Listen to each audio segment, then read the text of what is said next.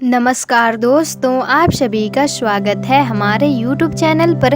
तो दोस्तों, आप सभी जानते हैं कि कौरव और पांडवों के बीच हुए युद्ध को ही महाभारत कहा जाता है। और दोस्तों, कौरव गंधारी के पुत्र थे जबकि पांडव कुंती के पुत्र थे। लेकिन क्या आपको पता है, इस युद्ध के बीज पहले ही बो दिए गए थे। और अगर आपको नहीं पता तो लास्ट तक हमारे साथ बने रहिएगा।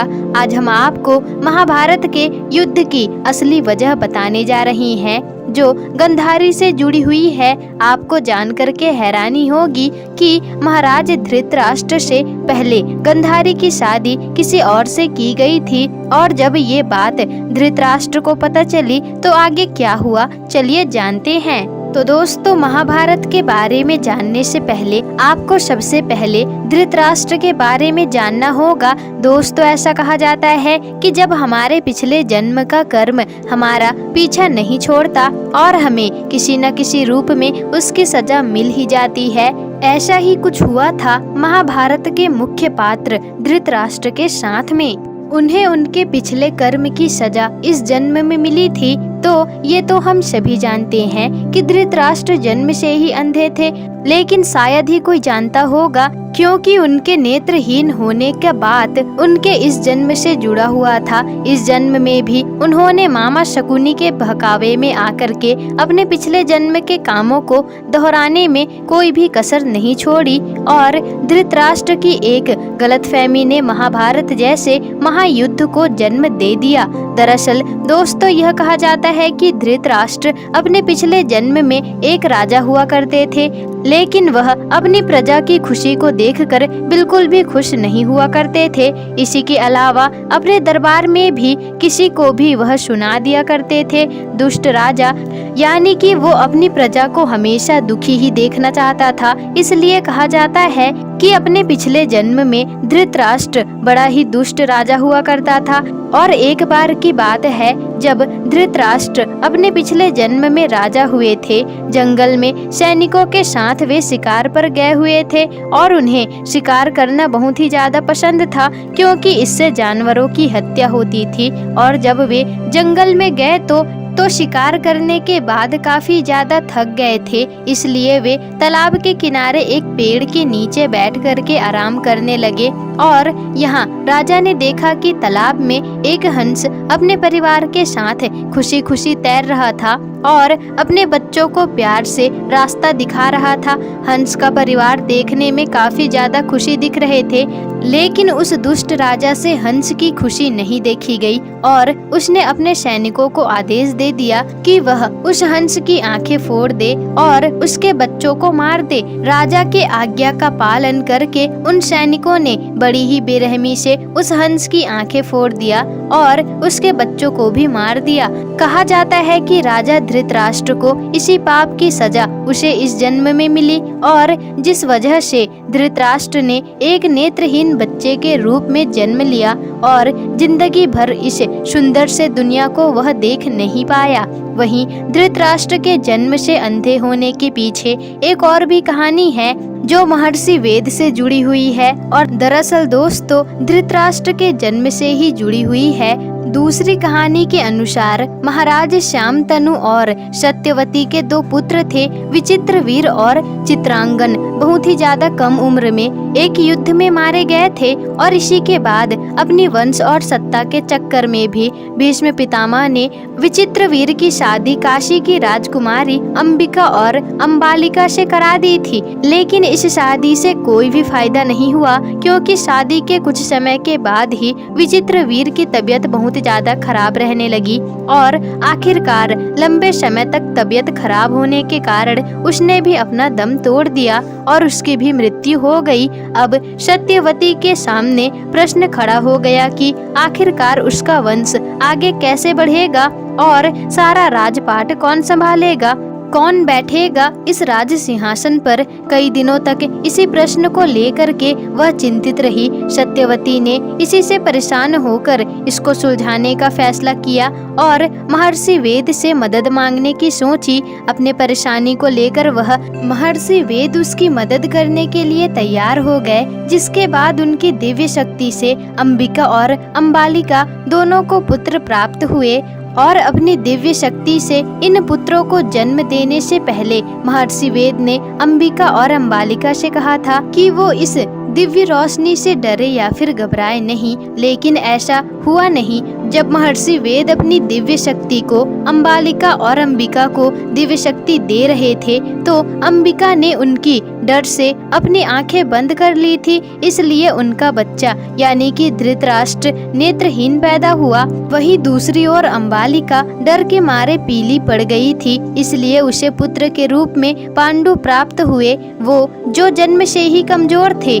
तो कौन था गंधारी का पहला पति? दोस्तों अब हम जानेंगे गंधारी के पहले पति के बारे में, जिसकी वजह से महाभारत का युद्ध लड़ा गया था। और महाभारत में हमें जितनी भी स्त्रियों के बारे में पता चलता है उनमें हमें सबसे पवित्र गंधारी का ही किरदार देखने को मिलता है। गंधारी को एक पतिव्रता और आदर्श नारी माना जाता है। गंधारी गंधार देश के सुबाल नामक राजा की पुत्री थी और गंधार देश की होने की वजह से ही उसे गंधारी नाम से जाना जाता था। एक बार की बात है जब वंश की चिंता में भीष्म पितामह गंधार देश के राजा सुबाल के पास जा पहुँचे और हस्तिनापुर के राजा धृतराष्ट्र के लिए गंधारी का हाथ मांगा। ऐसा कहा जाता है कि गंधारी इस विवाह के लिए बिल्कुल भी तैयार नहीं थी और वो धृतराष्ट्र से शादी नहीं करना चाहती थी।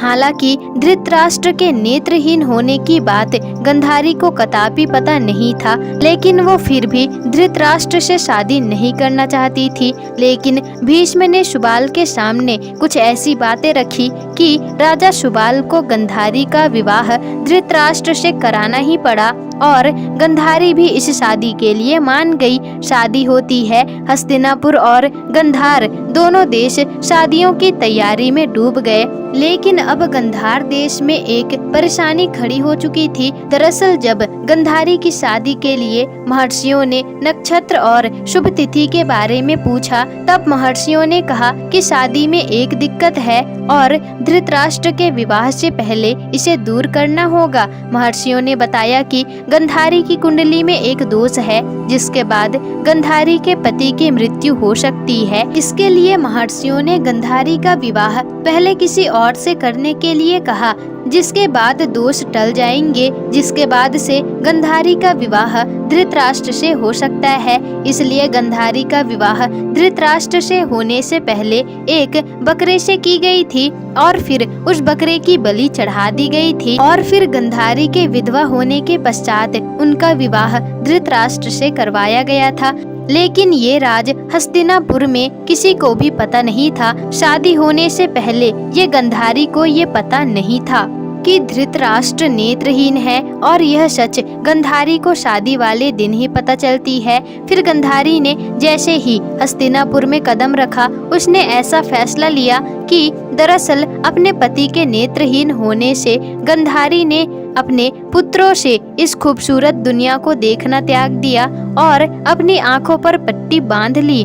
अपने नेत्रों से इस खूबसूरत दुनिया को देखना त्याग दिया और अपनी आंखों पर भी पट्टी बांध ली और फिर गंधारी के आंखें होते हुए भी इस दुनिया को वह नहीं देख पाई। हालांकि जब महाभारत का युद्ध हुआ तब गंधारी ने इसी कारणों की वजह से अपने आंखों से पट्टी हटाई थी और धृतराष्ट्र गंधारी के इसी फैसले से ज्यादा खुश नहीं था। उन्हें लगता था कि गंधारी ने मेरा अपमान किया है और लेकिन फिर समय के साथ साथ उसे सब समझ आ गया कि समय के साथ साथ यह सब गंधारी उन्हीं के लिए ही कर रही है।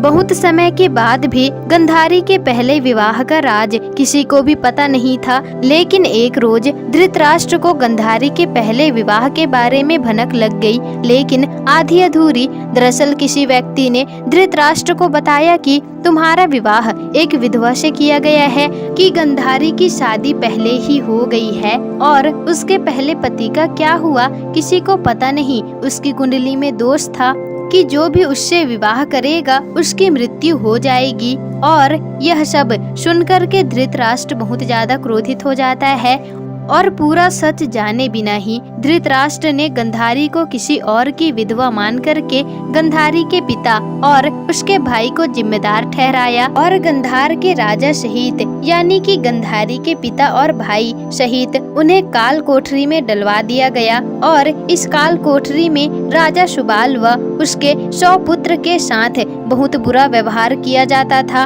और उन्हें हर तरफ से दर्दनाक सजा दी जाती थी। इतना ही नहीं, उन्हें खाने के नाम में केवल दिन भर में उन्हें केवल एक मुट्ठी ही अनाज दिया जाता था। कई दिनों तक गंधारी के पिता राजा सुबाल और उनके पुत्र भूख और दर्द से तड़पने लगे, लेकिन राजा धृतराष्ट्र ने पिछले जन्म की तरह यहाँ भी रहम नहीं खाया और भूख प्यास से तड़पते तड़पते राजा सुबाल का अंतिम समय आ गया और राजा सहित उनके 99 पुत्र मारे गए। लेकिन सुबाल का सबसे छोटा बेटा शकुनी जिंदा रहा और वह अपने साथ हो रहे अत्याचार को देखने के बाद वह राजा सुबाल चाहता था कि राजा धृतराष्ट्र भी इस दर्द को महसूस करे, इस दर्द को बर्दाश्त करे और उसके बर्बादी का वजह उसका ही पुत्र बने। इसलिए जब भी राजा सुबाल को एक मुट्ठी अनाज मिले तो उसने उसे अपने सबसे छोटे बेटे को दे दिया और जिससे कि वह अंतिम समय तक बचा रहे।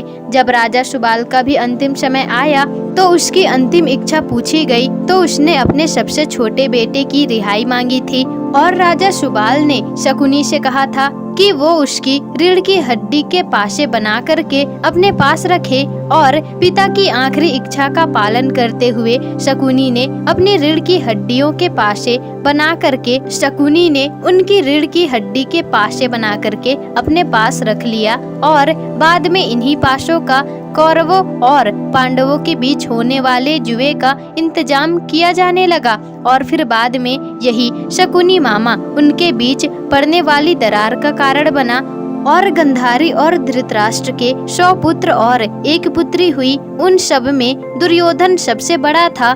शकुनी दुर्योधन को हमेशा अपने वश में रखता था।